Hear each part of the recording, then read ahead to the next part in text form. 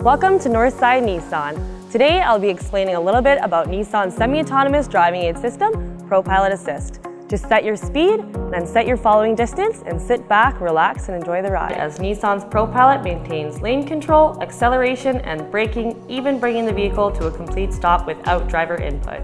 To activate the ProPILOT Assist, just hit the blue button on your steering wheel, activate your steering assist mode down below, set your speed, set your following distance, and you're ready to go.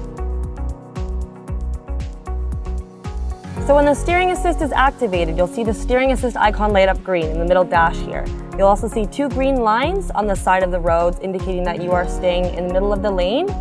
And then from there, you'll just set your following distance. You can set it to either 1, 2, or 3 car lengths from the following vehicle ahead of you.